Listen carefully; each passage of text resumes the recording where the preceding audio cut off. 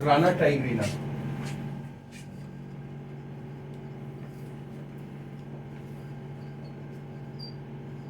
ठीक है, this is type study. Cockroach already किया हुआ है। Another is Rana tigrina and this is commonly known as Indian bullfrog. It is Indian bullfrog. देखो normally जो इसका appearance है एग्जैक्टली तो आप ये जानते हो कि जो एम्फीबियन है and it is active during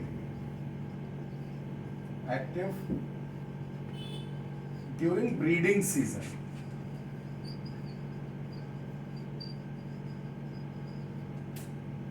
active during breeding season which is monsoon.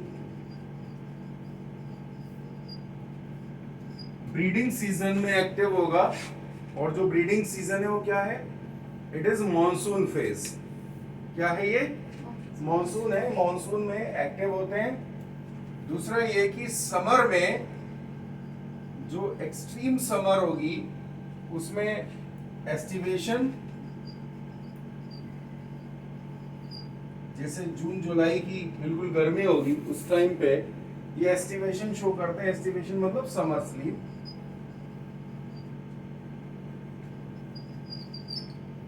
ठीक है, अगर पानी वगैरह है तो बाहर भी दिख जाएंगे, बट अगर सूखा टाइप का कुछ पड़ा हुआ है तो एस्टिवेशन में रहेंगे। इसके बाद होता है विंटर में दे शो हाइबरनेशन।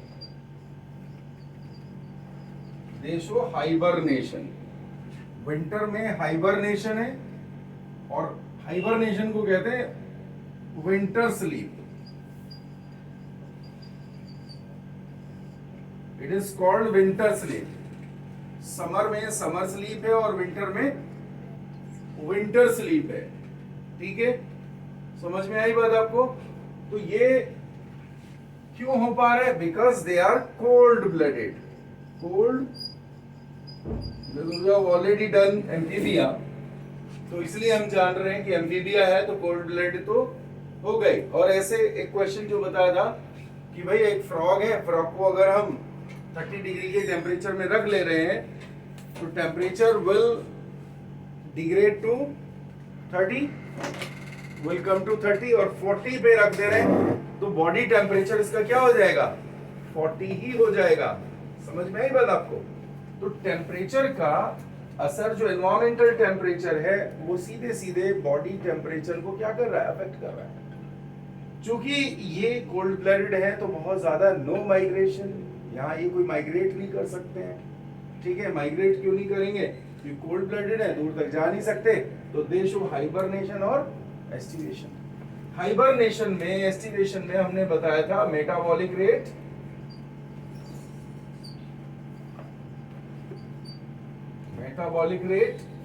क्या हो जाएगा? Very low. मेटाबॉलिक रेट कैसा हो जाएगा? बहुत ही कम मेटाबॉलिक रेट इनका हो जाएगा, ऑलमोस्ट नील जैसा हो जाएगा। मतलब हार्ट बीट बिल्कुल कम है, ब्रीथ तो ये बिल्कुल जो है एनेरोबिक टाइप का कर रहे हैं, कोई लंग्स काम नहीं कर रहे, स्किन से कोई खास ब्रीदिंग नहीं हो रही है। तो इस तरह से आप ये देखो कि बीएमआर बिल्कुल स्लो हो जाएगा और ये लंबे समय तक मड के अंदर, कीचड़ के अंदर ये चिपके रह सकते हैं। ठीक है, जैसे ही मौसम आएगा तो ये क्या हो जाएंगे? एक्टिव हो जाएंगे। और एक्टिव रहने का मौसम मॉनसून है।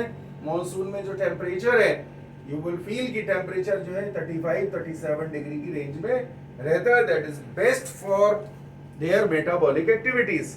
तो साथ ही साथ वो इस दौरान ब्रीडिंग भी करते हैं और एक्टिव भी रहेंगे। ठीक है, और जितना भी फूड वगैरह है इन्होंने मानसून के दौरान, इन्होंने फूड क्या कर लेना है? एक्यूमुलेट कर लेना है। एज अ फैट ही अपनी बॉडी में एक्यूमुलेशन कर लेते हैं। तो दूसरी एक चीज और जो यहाँ पे बताने वाली है कि जो फैट है वो कौन सी फैट इनकी बॉडी में जमा हो जाएगा? ब्राउन फैट इनकी बॉडी में जमा हो जाएगा।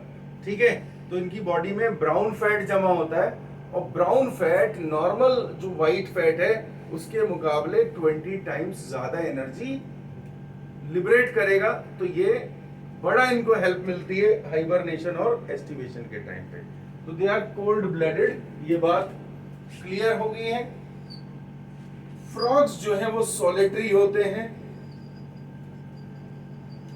अक्सर आपको कोई भी फ्रॉग अकेले अकेले मिलेगा, ये कोई ग्रेगेरियस ग्रुप में बहुत कम दिखेंगे आपको, ज्यादातर क्या दिखेंगे, अकेले दिखेंगे। दे आर सॉलिटरी और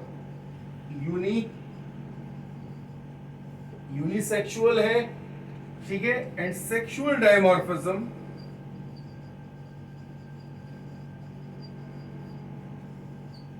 sexual dimorphism very clear. Sexual dimorphism is very clear during when? During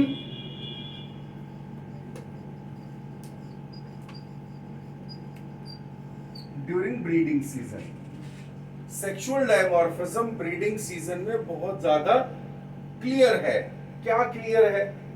तो इसमें मेल जो है, क्या होगा कि जो नॉर्मली मेल और फीमेल की आइडेंटिफिकेशन आप देख रहे हो, तो सेक्सुअल डायमॉर्फिज्म अगर हम इन एनिमल्स को ब्रीडिंग सीजन में एक्टिव कंडीशन में देखें तो हमें क्या मिलेगा, क्या देख पाओगे आप इसमें? तो यहां पे आप देखोगे कि जो मेल है, मेल के केस में vocal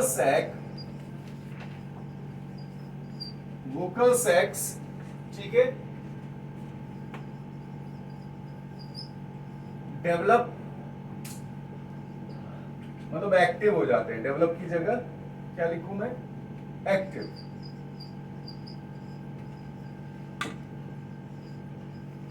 during breeding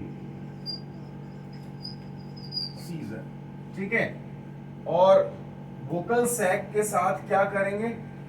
vocal sac जो क्या करते हैं? Create croaking sound. Croaking sound, मेंढक की जो आवाज होती है उसको क्या बोल रहे हैं? क्रॉकिंग साउंड कह रहे हैं। और ये होता क्या है? This is mating call. क्या होती है ये? This is mating call. समझ में आ रहा है? तो मेटिंग कॉल होती है, मेल में वोकल सैक डेवलप हुआ। पहला तो ये चीज है। दूसरा चीज ये है मेल के केस में, बेस ऑफ फर्स्ट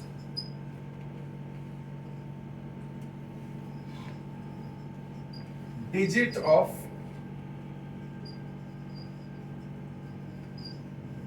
फोरलिम्ब। फोरलिम्ब का, हाथ का जो फर्स्ट डिजिट है, अंगूठा है, थंब है, उसका जो बेस है वो स्वेल कर जाता है, ठीक है। तो स्वेल अप, ठीक है, and known as nuptial pad. Nuptial pad, ठीक है, ये नप्चुअल पैड। तो दो चीजें हैं, ये जो मेल की बॉडी है तो उसमें वोकल सैक है, और दूसरी चीज क्या? नप्चुअल पैड है। नप्चुअल पैड क्या करता है? Help to hold female during, एक और साइंटिफिक टर्म यहां पे आ रही है, एम्प्लेक्सस। एम्प्लेक्सस इंपॉर्टेंट बात है। What is amplexus? तो एम्प्लेक्सस में क्या है?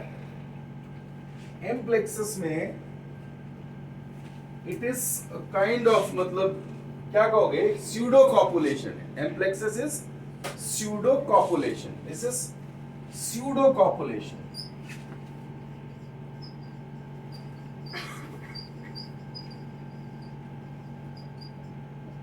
Pseudo copulation. Why it is pseudo copulation? बात समझ रहे ना, स्टेप बाय स्टेप, कि भाई मेल फीमेल अलग अलग है, और मेल जो है, मेल के केस में आप देख रहे हो कि वोकल सैक डेवलप हो गए हैं। वोकल सैक, आप फ्रॉग को देखोगे जब वो आवाज क्रिएट करेगा तो यहाँ पे जो है इस जगह पे ये कुछ फूल जाएगा, ब्लूइश से कलर का एकदम जो है। तो इस तरह फ्रॉग्स जो है वो साउंड क्रिएट करते हैं, वोकल सैक इसमें डेवलप है। क्लियर? तो वोकल सैक जो है वो मेल के केस में होगा, और नप्चल पैड होगा। ये तो जो थंब है, थंब जो है इसका स्वेल कर जाएगा ताकि जो ये मीटिंग करे तो मीटिंग में फीमेल को ये क्या कर सकता है, होल्ड कर सकता है उसकी हेल्प से। क्योंकि आपको तो मालूम है इनकी बॉडी कैसी होती है, स्मूथ होती है, तो वो ग्रिप के लिए जो है ये डेवलप हो रहा है इसमें यहाँ पे नप्चल पैड।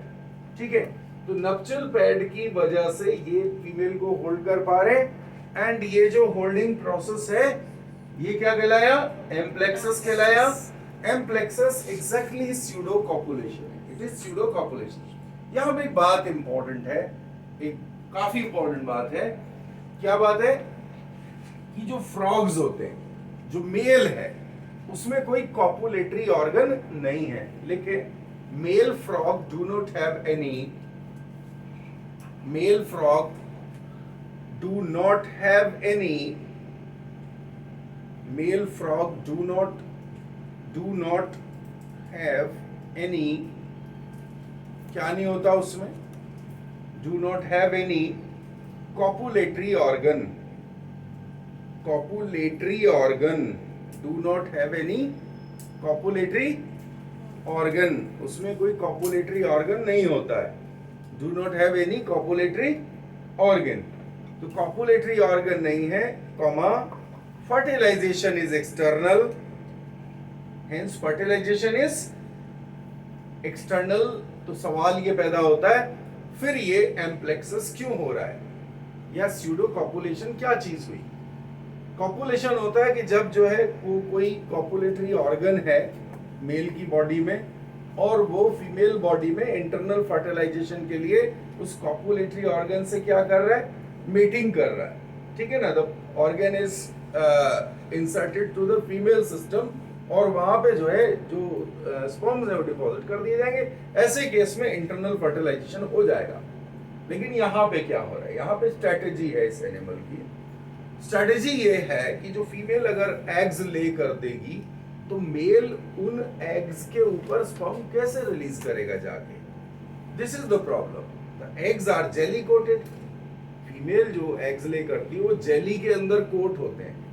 अगर फीमेल अलग अंडे दे दे और मेल अलग वहां पे जाके स्पर्म रिलीज कर दे तो these sperms will not be able to penetrate all the ova equally. इस बात के लिए इंश्योर क्या करना पड़ेगा, इंश्योर ये करना पड़ेगा कि फीमेल जब एग्स ले करे, रिलीज करे, तो मेल एट द टाइम उसके ऊपर जो है स्पर्म्स को रिलीज करे। ठीक है, तो उसके ऊपर रिलीज करने के लिए इसको एक स्ट्रेटेजी ये रखनी पड़ेगी, जो मेल है वो फीमेल, जो फीमेल इंडिविजुअल है उसकी बैक के ऊपर प्रेजेंट रहेगा। ठीक है, उसकी बैक के ऊपर प्रेजेंट रहेगा, और जो नप्चल पैड है वो फीमेल को होल्ड करके रखेगा। उससे क्या होगा कि फीमेल की बॉडी कैविटी के अंदर एग्स होते हैं। कहां पे होते हैं, बॉडी कैविटी के अंदर होते हैं, और वहां से फलोपियन ट्यूब से होते हुए वो उसके क्लोएका में जाते हैं। ठीक है, इस तरह जो मेल है वो फीमेल को होल्ड करके रखता है। तो क्या होगा कि जो एग्स हैं by the pressure they are released out. ठीक, एक के बाद एक वो बैचेस में रिलीज होते जाएंगे, और जो एम्प्लेक्सस है वो कई दिनों तक के लिए कंटिन्यूड रहता है। ऐसा नहीं है कि it is for some time, कुछ मिनट का या कुछ घंटे का हो, वो फ्यू डेज के लिए फीमेल ले करती रहती है एग्स, और मेल साथ के साथ उसके ऊपर स्पर्म्स रिलीज करता है। Now this is the position जिसकी वजह से एग्स जो हैं वो पर्टिकुलरली मतलब अच्छे से फर्टिलाइज हो जाएंगे। ठीक है, जैसे ही एग्स है तो एग्स के ऊपर सीधे सीधे स्पर्म्स आएंगे। अगर एग यहाँ पे होते, स्पर्म कहीं और होते तो उनको तैर के जाना पड़ता, मोर्टेलिटी बहुत होती। तो इस बात से बचने के लिए they have evolve this much method. और इसमें एक बात जो आई है, इसमें जो इंपॉर्टेंट बात है कि इसमें कोई कॉपुलेटरी ऑर्गन नहीं है, बट ये एनिमल्स इस तरह से अटैच हुए दिखते हैं जैसे कि वो किसी कॉपुलेटरी प्रोसेस में है, जबकि वो कॉपुलेटरी प्रोसेस में नहीं होते, वो एम्प्लेक्सस में होते हैं, which is a kind of pseudo copulation. समझ में आ गया? तो हमने क्या कहा कि फर्टिलाइजेशन कैसा है, एक्सटर्नल है। लिख ले, female release eggs, female release eggs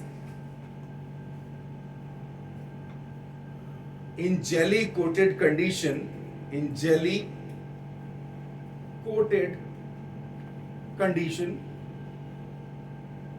ठीक है, which are fertilized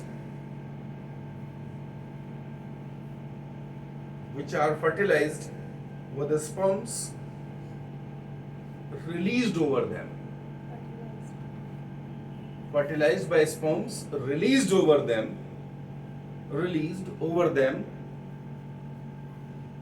during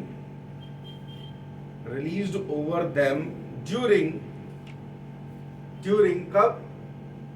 during एम्प्लेक्सस, समझ में आ गया? ड्यूरिंग एम्प्लेक्सस, समझ में आ गई बात? तो एम्प्लेक्सस में ये हो जाएगा और जो एग्स हैं वो फर्टिलाइज हो जाएंगे। तो यहाँ पे जो बात समझ आ रही है वो ये है कि फर्टिलाइजेशन इस तरह हुआ, एक्सटर्नल हुआ, कॉपुलेटरी प्रोसेस को, स्यूडो कॉपुलेशन को बोला एम्प्लेक्सस।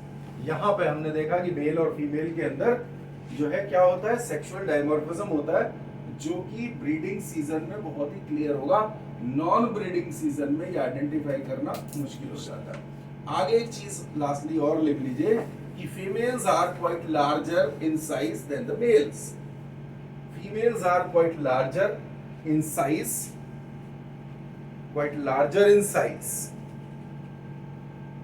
Larger in size. लेकिन ये कोई सेक्सुअल डायमॉर्फिज्म का पैरामीटर नहीं है, जब तक कि कंपैरेबल ना हो, हमें साइज का पता ना हो, मेल का क्या साइज होता है, फीमेल का, तो ऐसे तो पता ही नहीं चलेगा कि कौन है, ये मेल है या फीमेल है। बट मेल फीमेल को आप ब्रीडिंग सीजन में पता कर सकते हो। दूसरी और बात, एक और बड़ी बात होती है जिसमें क्वेश्चन आता है, मेटाक्रॉसिस। लिखो मेटाक्रॉसिस, ये भी इसकी जनरल मॉर्फोलॉजी से रिलेटेड बात है। मेटाक्रॉसिस, मेटाक्रॉसिस,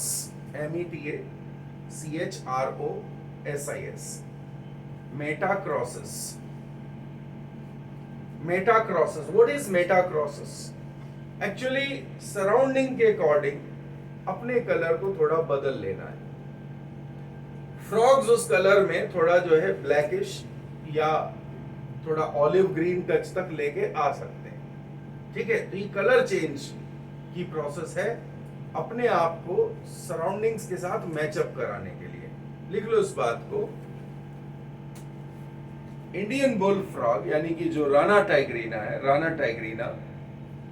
टाइग्रीना possess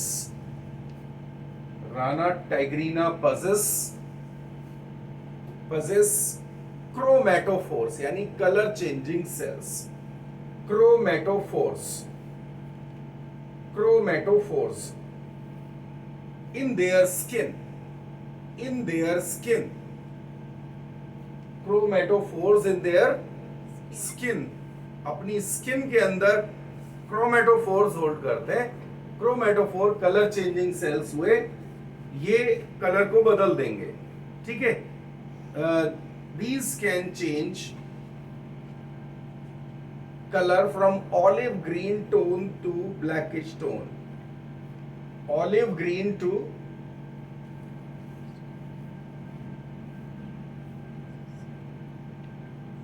ब्लैकिश, जबकि पूरा ब्लैक नहीं होता है, ऑलिव ग्रीन के साथ आप जान रहे हो फ्रॉक की क्या कलर की पहचान हो जाती है। और इसकी बॉडी के ऊपर पैचेस होते हैं, है ना, बीच बीच में पैच भी दिखते हैं। तो ये प्लेन ग्रीन नहीं है, इसके ऊपर ब्लैक पैचेस भी हैं, comma black patches remain present on olive green background,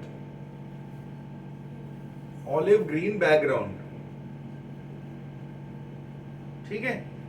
और इस तरह आप कह सकते हो कि ये एक कैमोफ्लेज क्रिएट करने के लिए है। ठीक है, अगला पॉइंट लिखें, metachrosis help in camouflage with the surrounding. Metachrosis helps in camouflage with surroundings, camouflage with surroundings, camouflage with surroundings। कहानी समझ में आ गई? ये एक नया टर्म आपको पता लग गया, मेटाक्रॉसिस, और कलर चेंज इसमें हो जाता है। ठीक है, तो ये हुआ इसकी मॉर्फोलॉजिकल प्रोफाइल्स हैं। अब जो फ्रॉग की बॉडी के लिए क्वेश्चन आता है कि हाउ मेनी पार्ट्स, किस किस हिस्से में डिवाइडेड है। लिखें कि body of frog divided into head and trunk. जो बॉडी है that is divided into,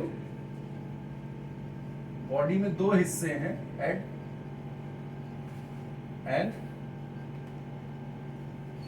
trunk. Head होगा और ट्रंक होगा। Body divided into head and trunk. सिर होता है, हेड कैसा है बेटा? हेड ट्रायंगुलर है, head is triangular, head triangular है। ट्रायंगुलर हेड कैसा है? ट्रायंगुलर। और ये क्यों है ट्रायंगुलर? क्योंकि ये एक तरह से to form streamlined body. It is triangular to form streamlined body, streamlined body, streamlined body. Body को स्ट्रीमलाइन मतलब बोट शेप बनाने के लिए, पानी के लिए एडेप्टेशन है ये। ठीक है, और ट्रंक में थोरैक्स और एब्डोमेन के बीच में नो डायाफ्राम। इंपॉर्टेंट क्वेश्चन है, no diaphragm between thorax and abdomen, no diaphragm between thorax and abdomen, thorax and abdomen. Abdomen और थोरैक्स के बीच में कोई डायफ्राम नहीं है। हमारे केस में प्रेजेंट होता है, ठीक है, हमारे केस में है, उनके केस में नहीं है। तो पूरी की पूरी जो कॉमन कैविटी है वो एक कंटिन्यूड कैविटी होगी, ट्रंक बोला जाएगा। ठीक है, तो collectively the whole area is called trunk. Collectively हम क्या बोल रहे हैं? इसको ट्रंक बोल रहे हैं। दूसरी एक बात और चीज यहां पे देखोगे कि डायफ्राम तो है ही नहीं, लेकिन यहाँ पे रिब्स भी नहीं है। ठीक है ना, फ्रॉग्स विदाउट रिब्स होते हैं। अभी बोन वाले पार्ट में इसके लिखवाऊंगा मैं आपको। ठीक है, अभी बॉडी के बाहर के फीचर की बात करें। बॉडी आपने कहा हेड ट्रायंगुलर, पीछे बॉडी जो है आपको दिख रही है कैसी, वो पूरा जो है ट्रंक दिख रहा है। और एक खास पहचान होती है, mid dorsal yellow line is distinct, mid dorsal yellow line, yellow line is important, a distinct feature of rana, distinct feature of rana। समझ में आ गया? राना का डिस्टिंक्ट फीचर है। अब जब भी आपको कोई कंफ्यूजन हो, ये देखो भी इसके बीच में येलो लाइन है कि नहीं है। येलो लाइन है तो वो फ्रॉग है, अदरवाइज आपको बैक के ऊपर क्या दिखेंगे? पैरोटिड ग्लैंड, जो कि यहाँ पे मिलने वाला ब्यूफोटोड है। तो यहाँ पे आपको जो है दिख रहे येलो लाइन पे पता लग रहा है। ठीक है, तो जो आईज है इसकी बल्ज होती है बॉडी के ऊपर, जो एक्सटर्नल ऑरिफिस क्या क्या है, ओपनिंग क्या क्या है। ठीक है, तो आप जो है बॉडी ओपनिंग्स आप नोट कर लो। बॉडी ओपनिंग्स, बॉडी ओपनिंग्स क्या क्या है? टू नॉस्ट्रल्स हैं इसके, दो नॉस्ट्रल आगे रहती हैं। हेड के बिल्कुल आगे क्या है? टू नॉस्ट्रल्स है। ठीक है, टू आईज है, आईज भी ओपनिंग है एक्चुअली। ओके, तो ईयर के बारे में क्या कहना है? ईयर की कोई ऑडिटरी मीटस नहीं है, कान की कोई ईयर ओपनिंग नहीं है, टिम्पैनम ही प्रेजेंट है सरफेस पे। लिख लें, no ear opening, no ear opening, no ear opening, but the tympanum, both tympanum present. Ear drum, इसका ईयर ड्रम बाहर होता है, टिम्पैनम का मतलब ear drum. Ear drum present present at the junction of head and trunk below eyes देखो कैसे system ये है।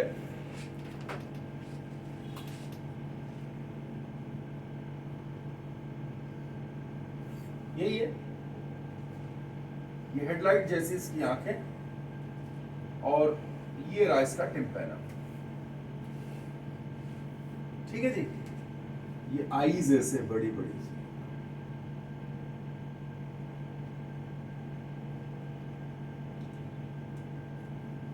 आईज एकदम सिर के ऊपर है, यहाँ पे ऐसे, इधर भी देख रहा है, इधर भी देख रहा है, पूरा देख रहा है। ठीक है, अब ये इतनी बात में अंडरलाइन करके क्यों बता रहा हूं, ये आंखें नहीं है, ये आंखें नहीं है, ये आंखें नहीं है, ये मासूम टाइप का फ्रॉग दिख रहा है आपको एकदम, है ना। आंखें नहीं है, ये नॉस्ट्रल है ना। ये क्या, जल्दी छोटा सा डायग्राम एकदम माइन्यूट सा ऐसे बना लो। दिस इज, ये क्या है, टिम्पैना।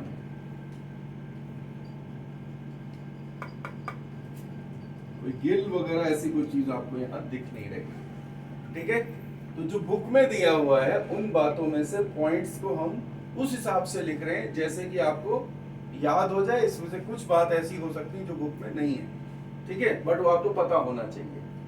तो ये जो है टिम्पैनम है, टिम्पैनम ईयर ड्रम है, बाहर है, और ये आईज है, इधर का ना उधर भी तो एक एक चीज है। तो ये आई दिख रहा है आपको, आई का टाइप क्या है, this is simple I, single lens arrangement. लेकिन आंख के बारे में खास बात है, आंख के बारे में खास बात ये है कि जब ये पानी के बाहर होते हैं तो इनका विजन जो है वो कैसा होता है, मोनोकुलर विजन। एक आंख इधर का एरिया कवर करती, दूसरा इधर का एरिया कवर करती है।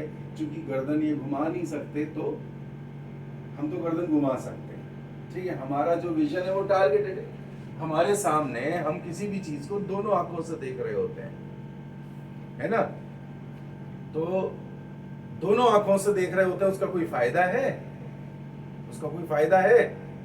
अभी मैं आपको दोनों आंखों से देख रहा हूं, मुझे ये मालूम चल रहा है उससे कि आप मुझसे कितनी दूरी पे बैठे हैं, यहां से डेप्थ क्या है। ठीक है, सही हम अंदाजा लगा सकते हैं। और इस चीज का अंदाजा हमें जो जैसे ड्राइविंग हो गया, उन सब चीजों में बहुत अच्छा लगता है कि डेप्थ का पता है ना। जैसे नॉर्मली क्या है कि भी एक गाड़ी आ रही, एक उधर से कोई आ रहा है, तो यू कैन जज कि एक पीछे और एक आगे, ऐसे नहीं कि दोनों बराबर में आ रहे हैं, है ना। और जो पीछे से आगे आ रहा है और आपको ऐसे निकल के जाना है, तो आप अंदाजा लगा सकते हो कि मैं पार कर सकता हूं कि नहीं। ये सारी चीजें दो आंखों के विजन से पता लगता है कि एग्जैक्ट 3D विजन कैसा है, वो दो आंखों से होगा। अब सिंगल आंख से आप जो है क्या नहीं कर सकते हो, सिंगल आंख से डेप्थ का अंदाजा नहीं लगा सकते। ठीक, अगर मैं ये पेन रखूं यहाँ पे और आपसे कहूं कि अपने हाथ में पेन पकड़ो और इसके ऊपर ऐसे लाके रख दो, कर दोगे। लेकिन फिर मैं आपसे कहूं कि एक आंख बंद करो और ऐसे सामने में अब इसके ऊपर लाके रखना, तो ये थोड़ा सा मुश्किल हो जाएगा या इम्पॉसिबल हो जाएगा। आप ऐसे ऐसे खोजते रहेंगे, वो सही टिप, और इसमें छोड़ दो कि मैं यहाँ पे रख रहा हूँ। आप खुद से अपने आंख से भी करके देखोगे तो आपको ये एक्सपेरिमेंट नहीं होगा। ये बिल्कुल पास में तो कर ही लेंगे, ऐसे नहीं बिल्कुल दूर से आप ऐसे कोशिश करोगे, नहीं हो पाएगा। ये जो चीज है ये करके देख लेना, तो मोनोकुलर विजन हो जाता है जब आप एक आंख से देखते हो। दो आंखों से देखने पे बाइनोकुलर विजन है। फ्रॉग जो देख रहा है, दो, जब किसी चीज को एक ही आंख से देखा जाए तो क्या होता है, मोनोकुलर विजन है। फ्रॉग पानी के बाहर है तो मोनोकुलर विजन, फ्रॉग पानी के अंदर है और बाहर की चीजें देखने की कोशिश कर रहा है, या पानी के अंदर देखने की कोशिश कर रहा है, तो बाइनोकुलर विजन, क्योंकि वहां पे रिफ्रैक्टिव इंडेक्स जो है वो बदल जाएगा। ठीक है, लिख लो, inside water vision of frogs, क्योंकि आइस की बात कह रहे हैं यहाँ पे। Inside water vision of frog, inside water vision of frog, binocular and outside water monocular. Outside water monocular. Outside water कैसा हुआ? मोनोकुलर विजन हुआ, मोनोकुलर। Is it clear? समझ में आ गया? Binocular, monocular. यहां पे क्या देख रहे हैं आपने कि टिम्पेनम है बाहर, ईयर ड्रम बाहर है, कान का कौन सा हिस्सा एब्सेंट है? लीजो वाला external ear is absent. Note लिख लें, इन फ्रॉग्स एक्सटर्नल ईयर एब्सेंट। इन frogs external ear absent. External ear absent यानी कि मिडल और इंटरनल प्रेजेंट होता है। मिडल और इंटरनल प्रेजेंट होगा, एक्सटर्नल ईयर एब्सेंट होगा। क्लियर हो गई बात? तो ये एक डिटेल है। आगे चलो, कहीं ना कहीं ये पानी में रहते हैं, तो पानी में रहते और एक्सटर्नल ईयर प्रेजेंट हुआ, ऑडिटरी मीटर्स होता तो कान के अंदर पानी भरा रहता है इनके, इस वजह से ईयर ड्रम बाहर हो गया। Eyes covered with nictitating membrane. Eyes covered with nictitating membrane. Nictitating membrane. Nictating. Nictating membrane. Nictitating membrane. ठीक है, जिसको प्लीका सेमिल्यूनेरिस बोलते हैं। तो ये निक्टेटिंग मेम्ब्रेन है, और कभी कभी इसको थर्ड आईलिड भी कहा जाएगा। ठीक है, nictitating membrane is also known as third eyelid. तो निक्टेटिंग मेम्ब्रेन आंखों के अंदर मिट्टी कचरा गिरने से बचाएगा। तो ये भी एक पॉइंट हो गया। इसमें मिडल ईयर प्रेजेंट है और इंटरनल ईयर प्रेजेंट है, एक्सटर्नल ईयर एब्सेंट है, ये भी पॉइंट हो गया। बॉडी में क्या क्या चीजें प्रेजेंट है? ओपनिंग की बात मैंने की तो आपको पता है, नोस्ट्रल प्रेजेंट है, इधर जो है आईज है, सिंपल 2-4 ओपनिंग हुई है अभी। तो ये टिम्पेनम को ओपनिंग नहीं कहोगे क्योंकि ये सरफेस के ऊपर प्रेजेंट है। ठीक है, इसके अलावा जेनाइटल ओपनिंग या डाइजेस्टिव ओपनिंग ये कॉमन है। लिखो, तीसरी ओपनिंग मतलब क्लोइकल ओपनिंग कौन सी है? हाँ लिखिए, cloaca is present on the end, on the end of the body, या end of the trunk, end of the trunk. कहां पे प्रेजेंट है? ट्रंक के बिल्कुल जो है प्रेजेंट है, एंड ऑफ द ट्रंक। समझ में आई बात आपको? Present and of the trunk, trunk में प्रेजेंट है, ट्रंक के आखिर में प्रेजेंट है। और क्लोइका क्या है? क्लोइका में दो चीजें, मतलब तीनों चीजें। It is combined opening of, combined opening of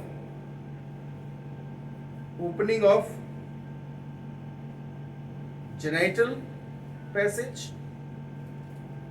combined opening of genital passage, digestive and excretory passage, genital, digestive and excretory। और हम ऑलरेडी जानते हैं कि जो क्लोएका होता है वो ऐसा ही चैम्बर होता है जिसमें कम से कम दो चीजें तो खुलनी चाहिए आगे, या तो डाइजेस्टिव हो, एक्सक्रीटरी हो, या डाइजेस्टिव और रिप्रोडक्टिव हो।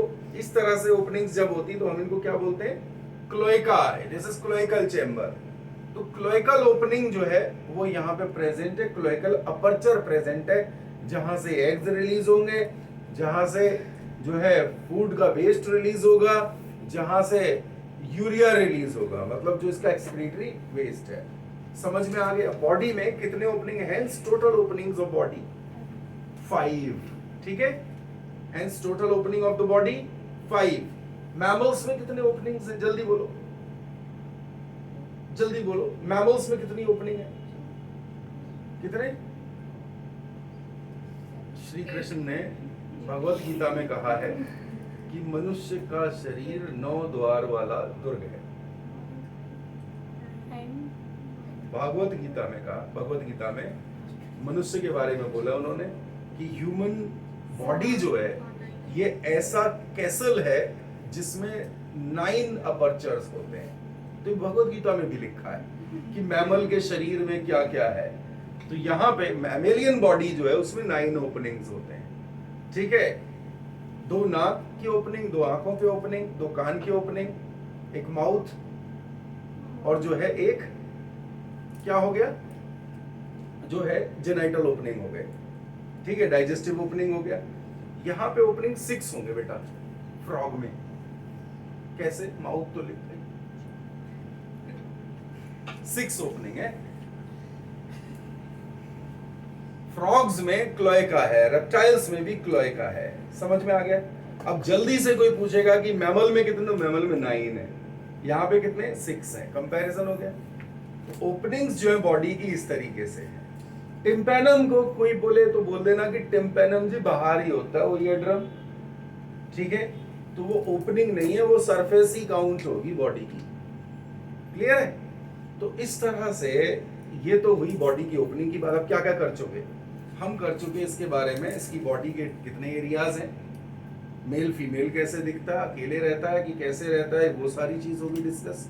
कलर चेंज करता है कि नहीं करता, हाइबरनेशन, एस्टिवेशन सब डिस्कस हो गया।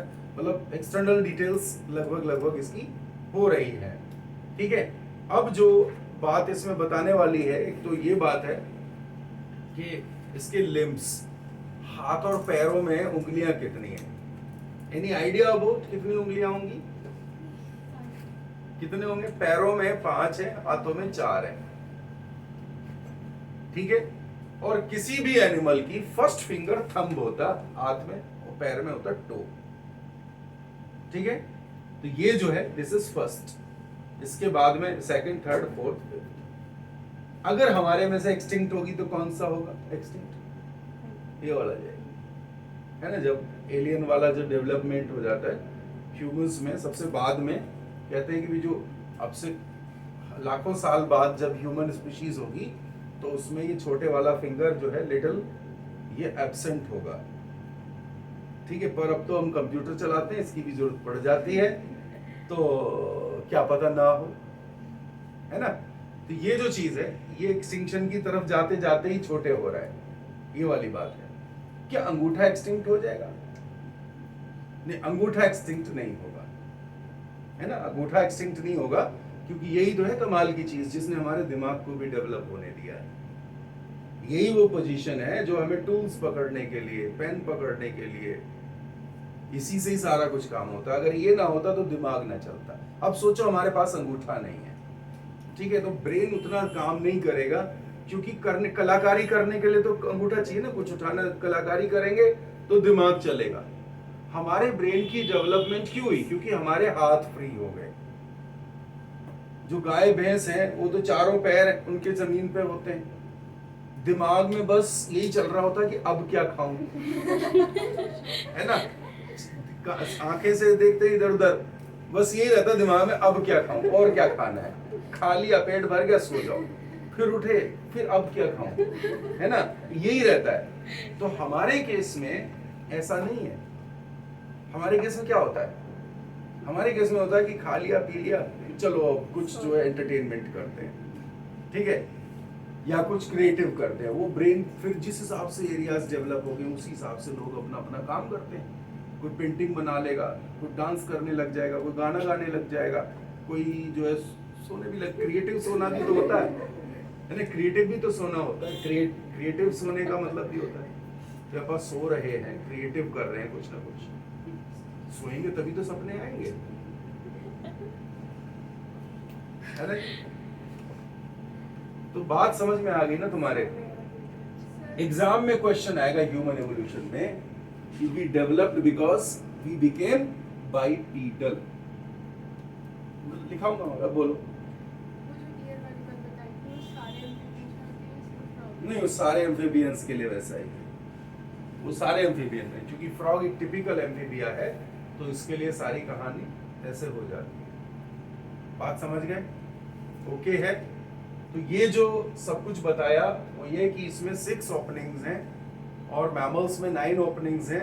ये जनरल आइडिया था। अगला पॉइंट जो लिम्स के बारे में है, लिम्स लिख लो। लिम्स किस तरह होते हैं? तो लिम्स में आप लिख लीजिएगा fore limbs shorter, fore limbs FORE, fore limbs are shorter, fore limbs are shorter, fore limbs shorter होते हैं, छोटे होते हैं। Hind limb very long, hind limbs very long and folded in exam में अगर ये क्वेश्चन आ जाए कि कौन से अल्फाबेट से मैच करता है फ्रॉग का सिटिंग पोस्चर, मान लेते हैं क्वेश्चन आ ही जाए, तो मैं कुछ 4 अल्फाबेट लिख रहा हूं।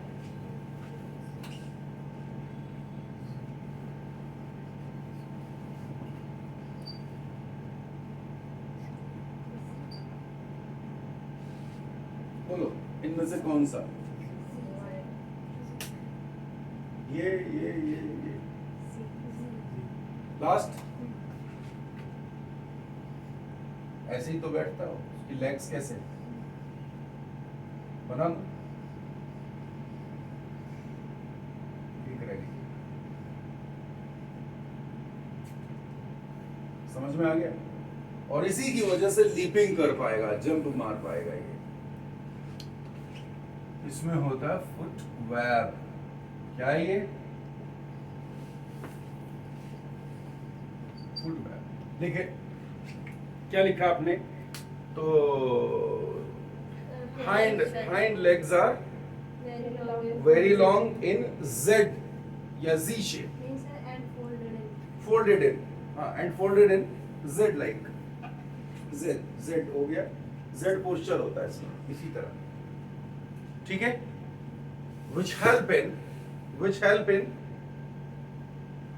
leaping movement, मतलब छलांग लगाना, लीपिंग मूवमेंट, ठीक है।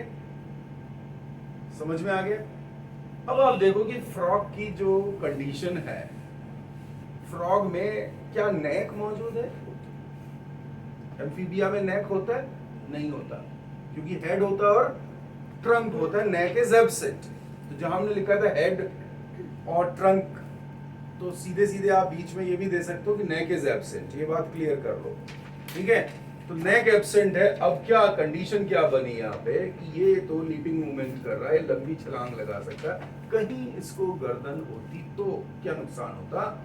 जैसी छलांग लगाता गर्दन ऐसे ऐसे होके डिसलोकेट हो सकती थी, टेढ़ा मेढ़ा कुछ हो जाता। हॉपिंग मूवमेंट करता है, मूवमेंट इन फ्रॉग्स। अगले हाथ छोटे हैं, अगर अगले हाथ भी लंबे होते तो जंप करते वक्त तो डिसबैलेंस कर सकते थे, इम्बैलेंस कर सकते थे।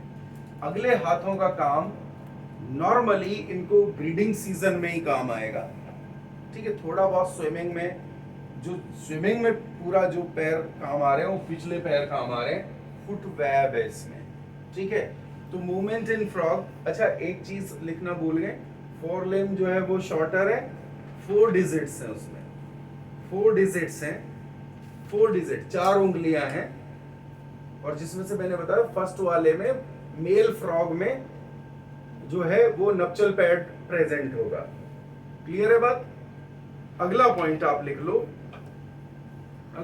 लो, हाइंड लिम्ब में 5 डिजिट्स हैं and foot web present, foot web present होता है। बात समझ आ गई? Write down the next. तो मूवमेंट, एक तो लीपिंग मूवमेंट हो गया, जंपिंग। तो मूवमेंट इन फ्रॉग सबसे पहले लिखो हॉपिंग, HOPPING, धीरे धीरे फुदक के चलना, ठीक है। दूसरा हो गया लीपिंग, लंबी छलांग लगाना, मतलब एक फ्रॉग अगर पूरी ताकत से छलांग लगाए तो 5-6 फुट तक आसानी से जाएगा। मतलब आप डराओ उसको थोड़ा सा तो तेज दौड़ेगा, एकदम पूरा जंप करेगा ज्यादा। समझ में आ गई बात? तीसरा होता स्विमिंग, तीसरी मूवमेंट है स्विमिंग, ठीक है। सपोर्टेड बाय फुट वेब,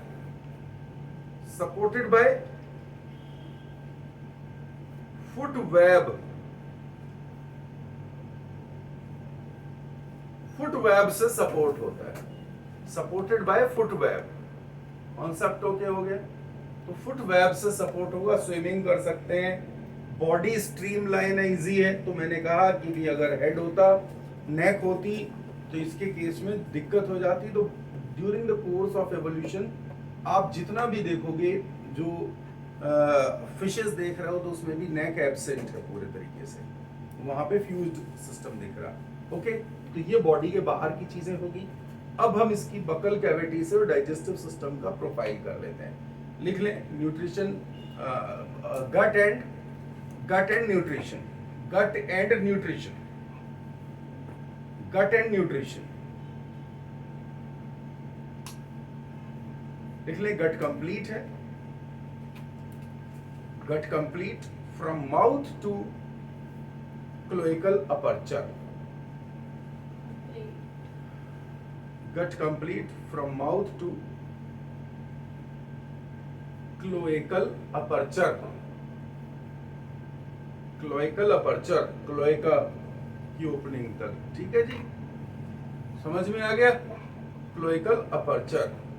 अगली बात लिखो, अगली बात लिखो, गट कंप्लीट है। ऑर्गन्स कौन कौन से प्रेजेंस है? अब यहां जो हमारा काम की बातें, फिर वही बोलूंगा कि जो तुम्हारे नीट में हेल्प करेगा, जल्दी से क्लिक करना चाहिए, उसी तरह लिखेंगे हम। तो डाइजेस्टिव सिस्टम है, तो मेरा ख्याल सबसे पहले जाता है कि नींद आ रही, सबसे पहला ख्याल ये जाता है कि भी सलाइवरी ग्लैंड होगी कि नहीं होगी, दांत कैसे होंगे, ये सब होएगा ना।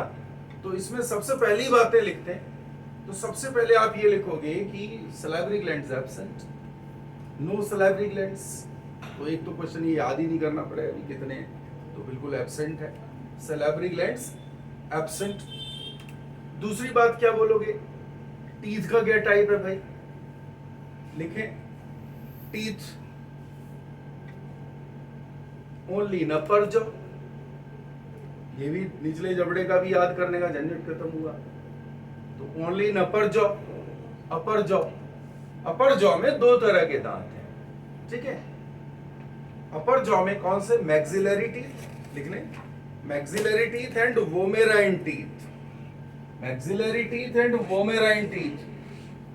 वोमेराइन टीथ अपर जॉ में एक बोन होंगे जिनका नाम होगा वोमर बोन, तो वोमर के ऊपर प्रेजेंट होते हैं। मैक्सिलरी टीथ मैक्सिला बोन के ऊपर होते हैं, लिख लें मैक्सिलरी एंड वोमेराइन। तो मैक्सिलरी के लिए लिखो attached on maxilla, MAXILLAE, maxillae bone. और vomerine teeth attached on vomer bone, ठीक है, वोमर बोन्स के ऊपर। क्लियर है? टीथ का काम कभी भी चबाने का नहीं है, लिख लें।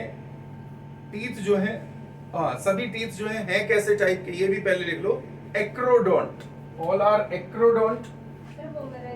एक मिनट, क्या चीज? Vomer, VOMER, acrodont. क्या हुआ? Acrodont, polyphyodont. दांत है कैसे टाइप के? अटैचमेंट के बेसिस पे they are acrodont, on the basis of attachment they are acrodont. Acrodont मतलब attach to surface of bone, attach to surface of bone, surface of bone, bone की surface पे present होना। Polyphyodont मतलब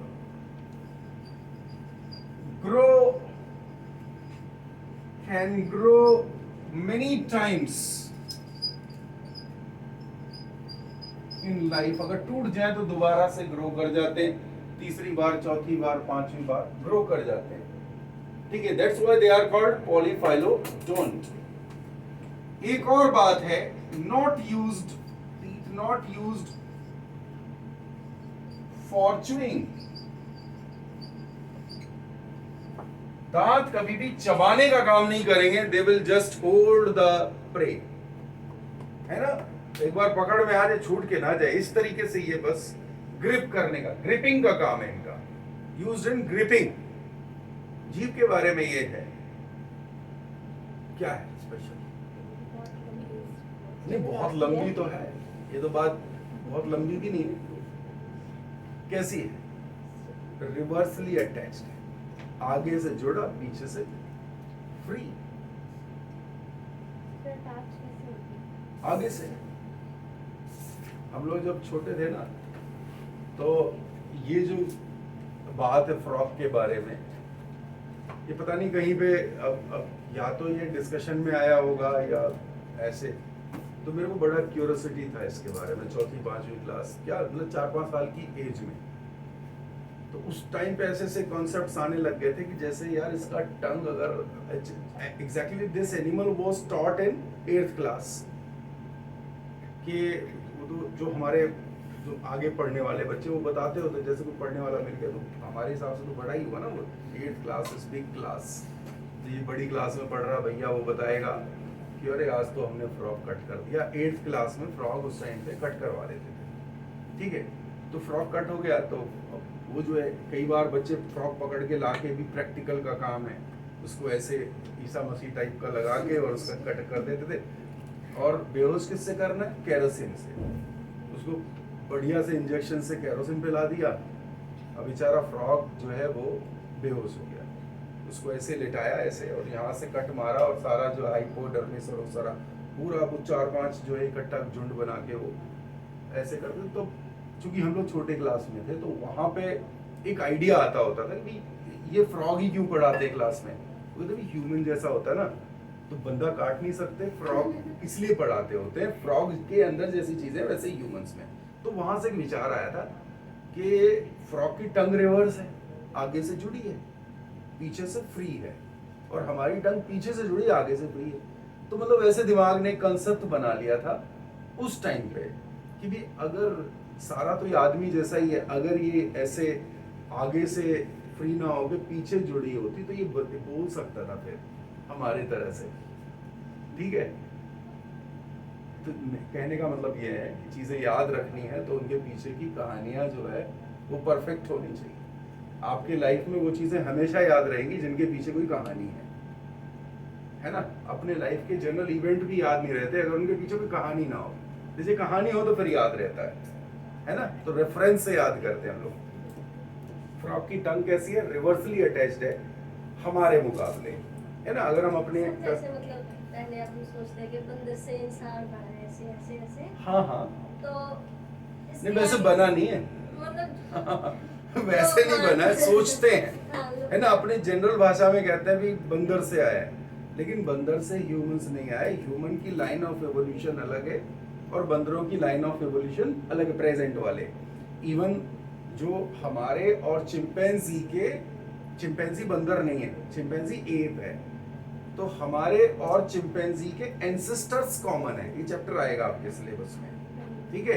बंदरों के ancestors भी अलग हैं, मतलब ये सोचो बंदर हम लोगों से करोड़ों साल पहले अलग हो चुके हैं और चिंपैंजी 2-3 करोड़ साल पहले, 4 करोड़ साल पहले अलग हो चुके हैं। तो ड्रायोपिथेकस हमारा और उनका कॉमन परदादा था, अभी वो हमारे अंकल्स नहीं है। चिंपैंजी को कई बार पूछे ना हम कि भी चिंपैंजी कौन है, चिंपैंजी को क्या कहना चाहिए, तो चिंपैंजी हमारा कजन ब्रदर है, वो कजन है ना कि वो हमारा अंकल है। समझ रहे हो बात?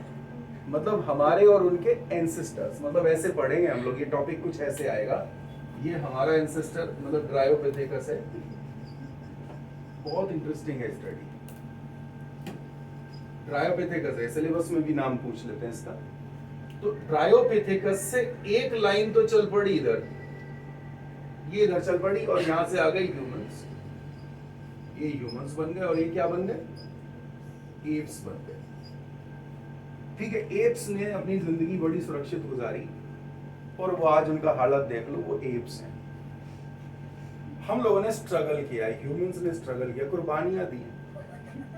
जमीन पे आए तो कुर्बानियां देनी थी। नीचे टाइगर, लॉयन, सेबर टूथ, अलग अलग तरह की खतरे थे और चूंकि हमारे पीछे वो कभी भी पड़ जाते थे, पहले चलते थे अपन इस तरह, ये हाथ जमीन पे ऐसे टच करके, क्वाड्रपीड थे, ठीक है। जब खतरे आए तो क्वाड्रपीड रहते दौड़ना, देख लो आज भी 4 पैरों पे दौड़ना कितना मुश्किल हो जाएगा, मुश्किल होगा ना।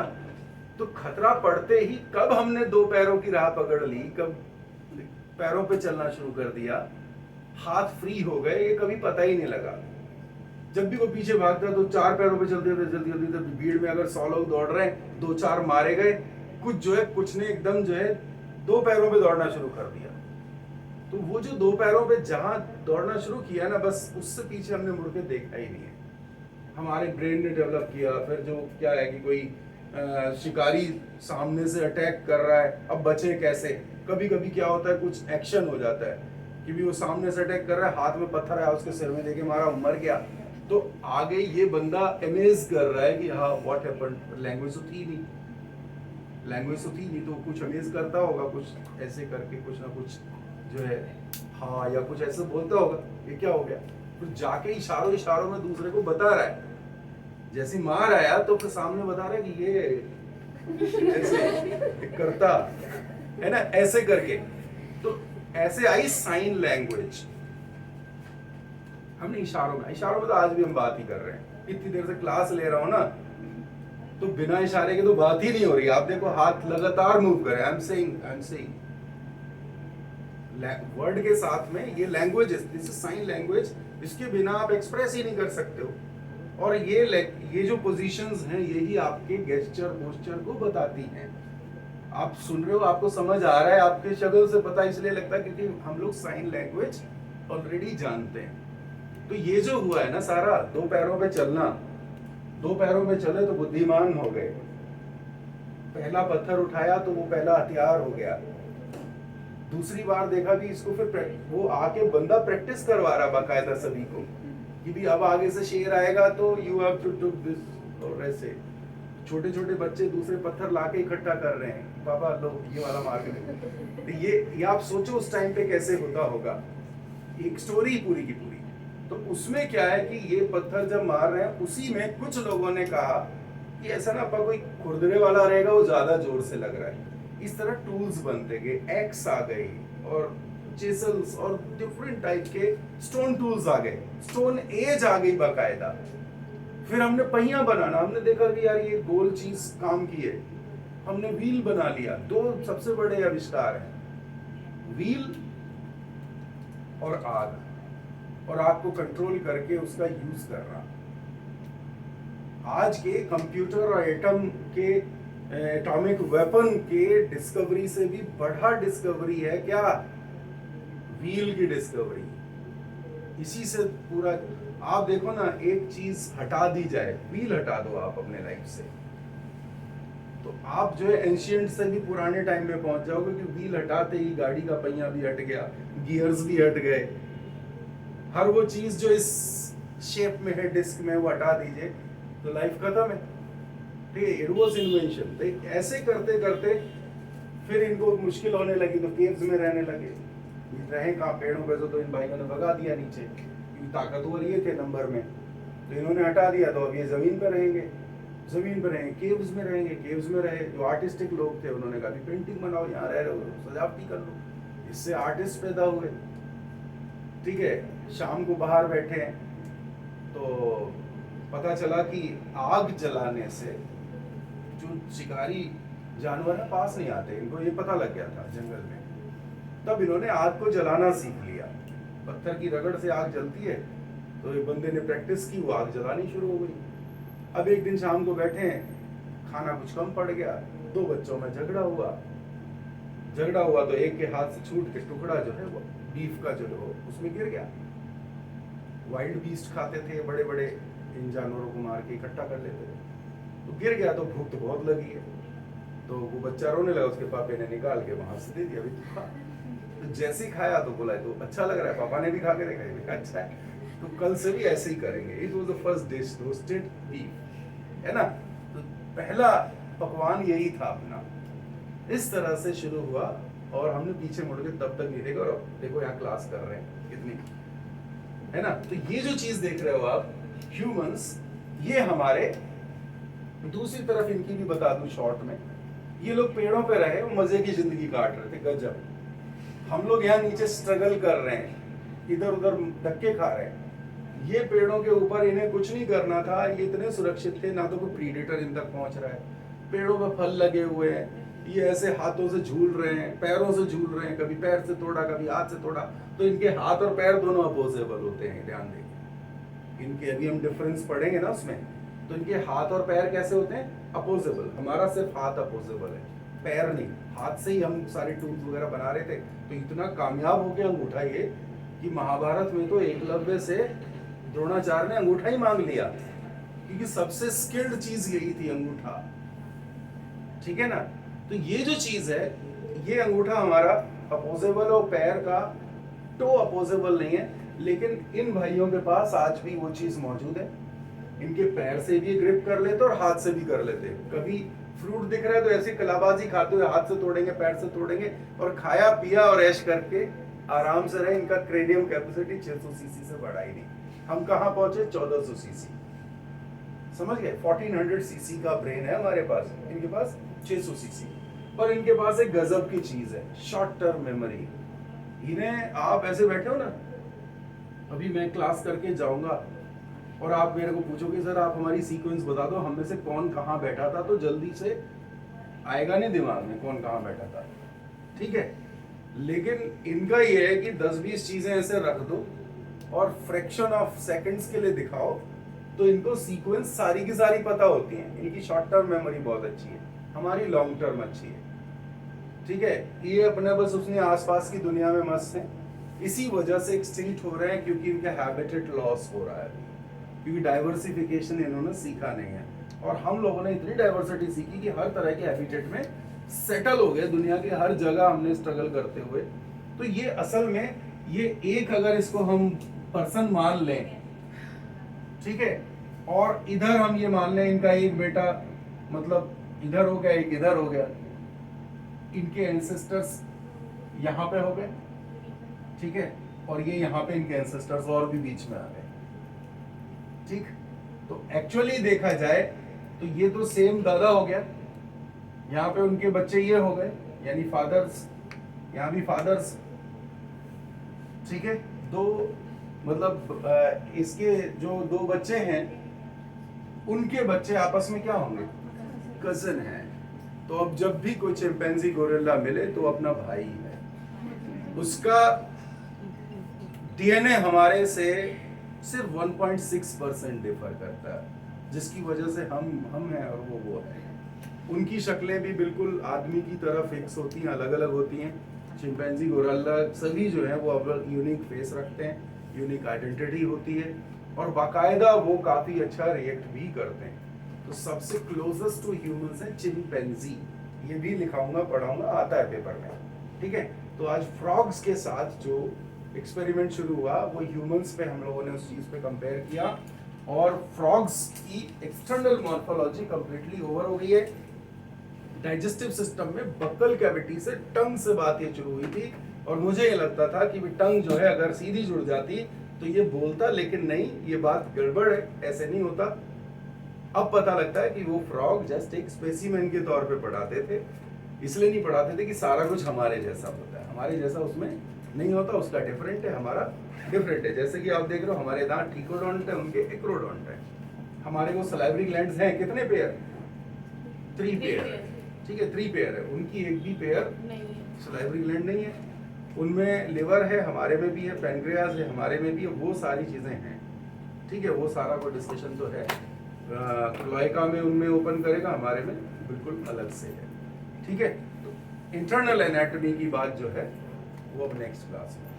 फिलहाल ये समझ आ गया ह्यूमन एवोल्यूशन पे जितनी बात बताई है वो काम की बात है, और उसमें से कुछ क्वेश्चंस भी अपने को कहीं ना कहीं बन जाते हैं। ठीक है? ये अंकल वाला क्वेश्चन रियल में क्वेश्चन है कि दे आर कंसिडर्ड अंकल और कजिन्स, तो दे आर कजिन्स। ठीक है बच्चों, मिलते हैं फिर।